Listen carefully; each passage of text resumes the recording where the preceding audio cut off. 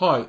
In the interview of today's gig, I'm going to show you the second half, or a section out of a longer interview I did with Phil, my brother Phil, when he did a gig last March. And in that interview, we'd been talking about how during the gig in March and also his gigs he does with a trio, he talks quite a lot about race and racism in America and the racism suffered by black American jazz musicians that he's his heroes. And in this, and we talked about how he talks about that on gigs to audiences and the reactions that's been getting. And we'd been talking about that before this bit I'm about to show you. And indeed, he does talk about that in the second half of this gig, the Ornette Coleman gig. So you hear him talking about the tune Lonely Women by Ornette Coleman. So that's coming up in the second set. And I think he says a really interesting thing in that. But in the section I'm going to show you, we went on to talk about reflecting on being a white Scottish jazz musician playing what was, can be seen as black American music, and how does that sit and how does he feel about that. So that's the conversation I'm going to show you. I hope you find it interesting, and let's get into it. Here's Phil answering the question about cultural appropriation and being a white musician playing black American music. There's a debate about cultural appropriation and debate about being inspired by people. Yeah. I think if you're really truly inspired by people, and my definition of, I believe in finding your own voice, and I believe in trying to sort of, if I study Coltrane, I don't want to sound like Coltrane, but I want to understand something about the way he went about building his voice, and I'm trying to sort of play the saxophone in my own way. I'm not trying to sound like anyone, but I'm trying to sort of have an authenticity about what I'm doing as an artist, so that I'm playing my own stuff. I'm trying to make sense on a fundamental level about the music I'm making. I'm not trying to simulate music. I'm trying to create authentic music, but I wanted to do it on the material that these guys used, and I want to pay homage to the approaches they had, and play homage to that tradition because it inspired me. And I think the appropriation argument is there, and for others to make about what I do. I feel that as it's inspired me and changed my life, so that musician's been the dominant thing I've done in my life. I need, as an artist, to try and reflect the origins of that and be honest about it. And so I try and talk about the influence of me of this music, and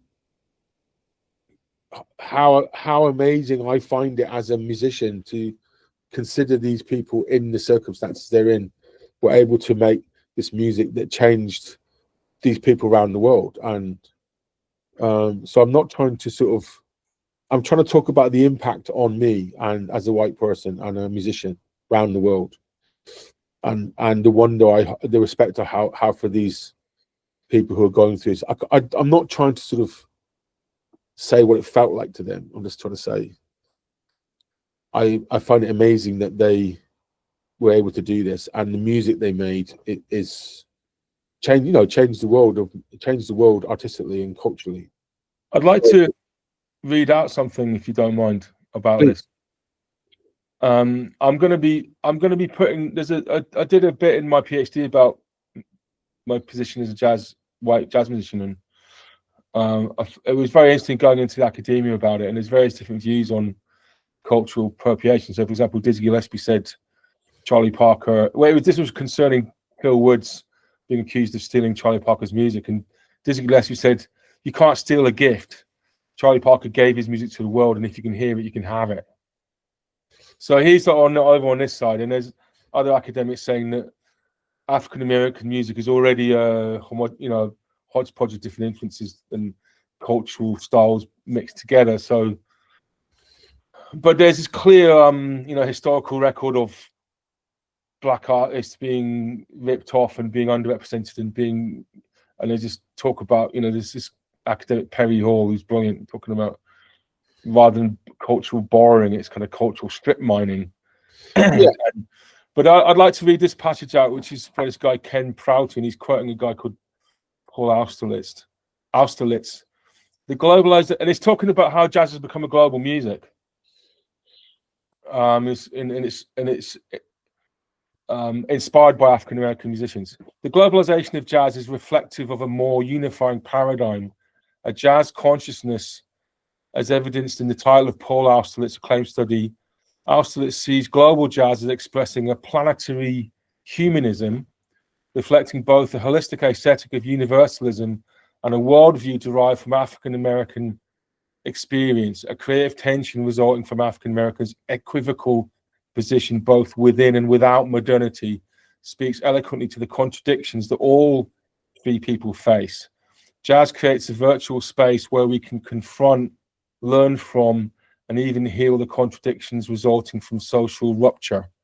Global is thus about more than just music, representing a way of living born of a specific, historically defined cultural experience, but applied universally. This conversation, the thing I'm quoting is about the debate about whether jazz is a Black American music or a global music, or the tension between these two views of jazz. And he's saying that the people, Paul Austerlitz is promoting this sort of global planetary humanism, global consciousness based on, inspired by this African American experience. Is saying that nobody's questioning the American origin of jazz, but there's a lot of people, and I feel personally like this, that I'm inspired by it, and it as a musician from where I come from, but I have to, as you do, I have to think about it. So I think there's this sort of interesting there's this interesting process of being inspired by Black American jazz musicians coming from a different part of the world, being white in our case, being middle class sort of thing, and trying to make sense of whether that inspiration is authentic and whether taking that inspiration into your own practice is valid. And I think you do it very, very well. I think it's wonderful the way you do it. And I wondered what you thought about that piece of writing. I wanted to read it out to you. Well, I found it very interesting. I mean, I don't feel I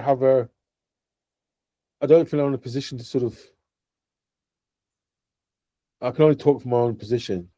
You know, I've had experiences with different musicians when there's been this connection. Gyan Singh's a good example, an Indian tabla player from an Indian classical music background.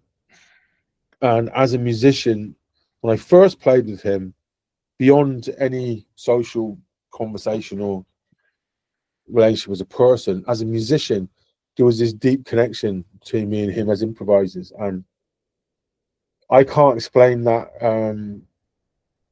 easily in a sort of cultural, social cultural sort of context, or trying to.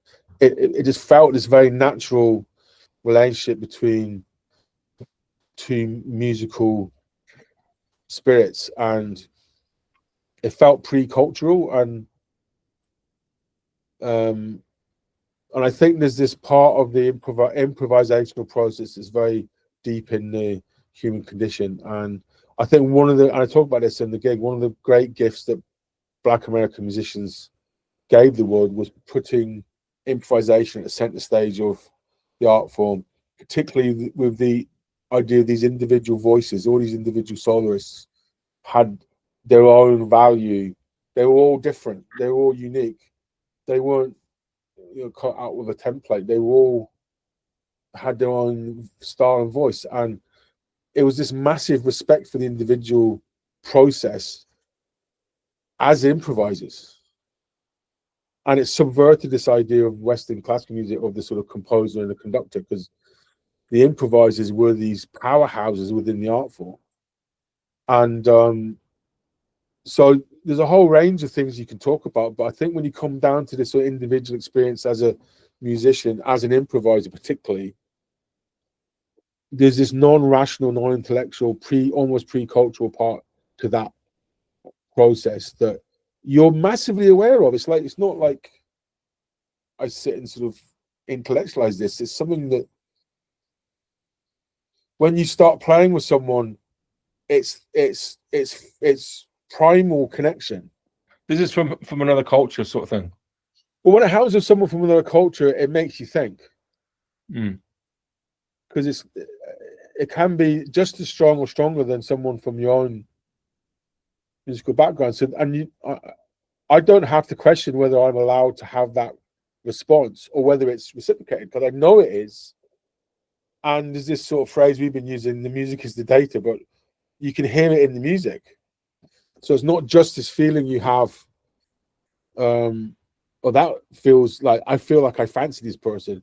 It's like that, but there's this music comes out that you can record and other people can hear it, can fill a room and change the energy in the room and change other people's experience. So it's not an imagined thing. It produces this.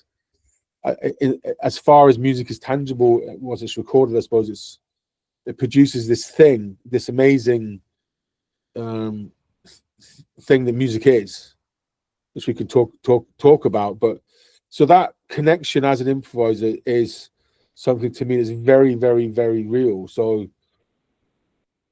when I talk about my connection with listening to the music that these Black American musicians made, it's from that standpoint and that authority, really, as someone who is in this body that can improvise and this body that can connect with other musicians in this way. And so whether that's whether the global jazz idea that this guy's talking about is the right way of formulating that, I don't know. I have to think about it a lot. I think it's something deeply human, and I genuinely think that lots of people around the world can improvise in a very real way. I don't think I'm sort of faking it or doing some sort of weird simulation. I think that happens, but I think there's many people around the world who can deeply improvise. And what we understand now about music is that we all have an improvising brains. All babies and mothers communicate through an improvised musical and form of communication. It's fundamentally central to the human condition. So I don't think Black American musicians created improvisation. I think it's something much more fundamental to the human condition across all cultures. But I think that they were the first people to really place it, and this idea of the individual musician's improvising voice at the center of music. And as a result, they produce this astonishing body of work that's just amazingly brilliant and diverse and of massive quality, massive musical qualities, undeniable. And this is massive impact. And so that's the thing we have to celebrate. I don't feel that I've learned to do this thing that only they can properly do. Yeah. I think there's this thing that they did amazingly well at a time where the universe really fucking needed it. But it's in all of our psyches and history. So I don't think that totally aligns with what this guy's writing about. So I think that if you talk about the community of musicality, Mark and Travath and stuff on early relationships and creating music between mothers and children, mothers and babies, it's placing a sort of improvisational, creative musical frame at the very center of all human relationships and all human culture. So I believe that to be true.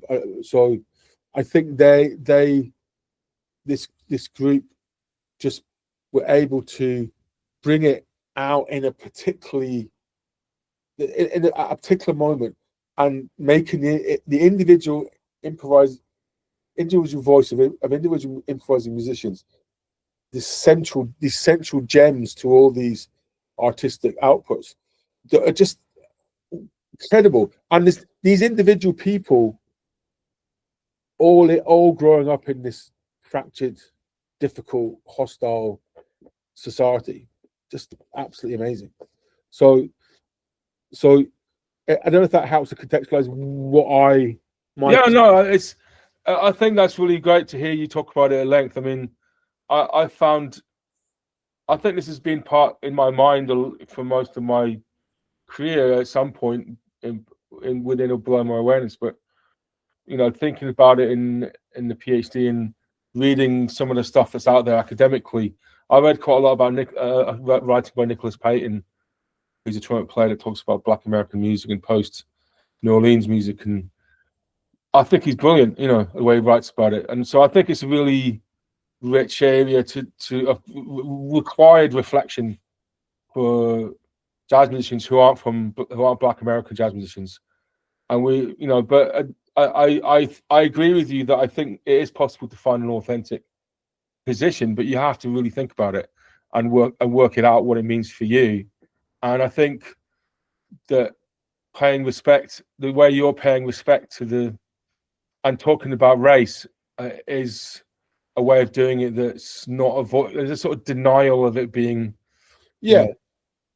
of it being an issue, like and the very least, much better to talk about it like the way you're talking about it.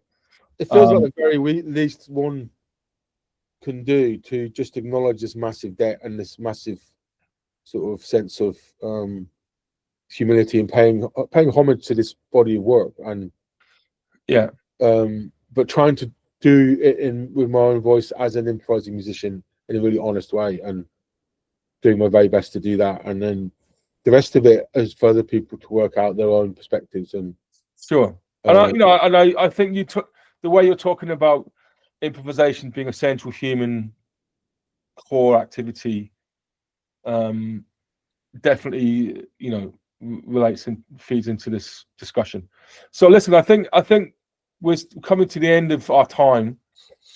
Is there anything about there's so many things we haven't talked about, but is there anything about your current stuff that's out there that you'd like to point people to, or is there anything coming up? Is there anything that we've missed that you think it's important to mention? Well, I'd like to mention my solo album. It's called Testimony, and as I think I mentioned in this conversation earlier, it was a great example of the wild beast being allowed to run free, and I was beating myself up while we were playing it. But I'm deeply proud of it as an album, and I'm deeply proud of it as it's an improvised. I call it an improvised suite for saxophone. Do you think it's jazz? Well, I'm not particularly concerned about that question. I've said it to people who've gone, "Oh, that's definitely jazz."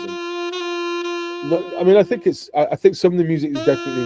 There's a bit of the music that's definitely like jazz. There's a lot of it. It's like different types of classical music, but then again, it's not like different types of classical music because it's more organic.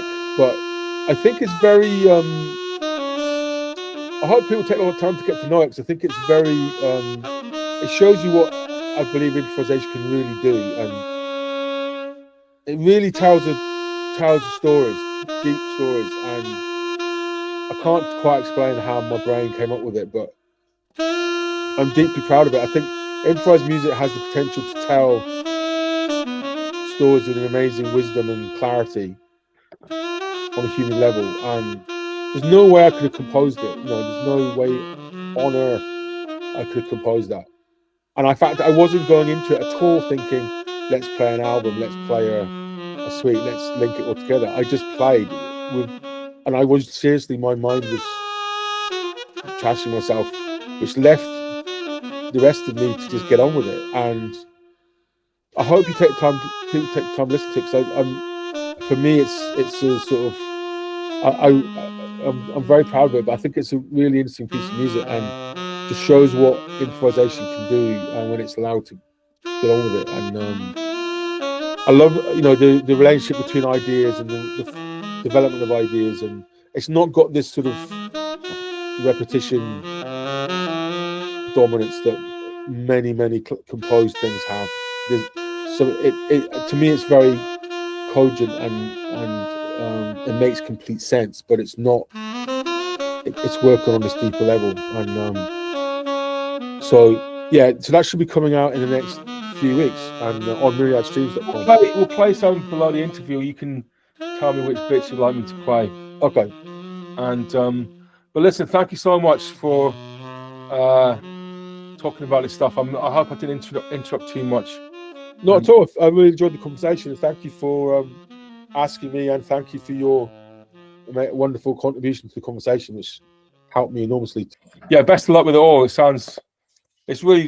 been exciting watching you release all this music, and keep going. Don't stop. Please don't stop. I will keep going. Thank you so much, Tom. Right. Lots of love, man. Bye-bye. Lots of love to you. Bye-bye. Thanks, Phil, for that interesting discussion, and let's get back to the gig, and let's hear some more tunes written by the amazing Ornette Coleman.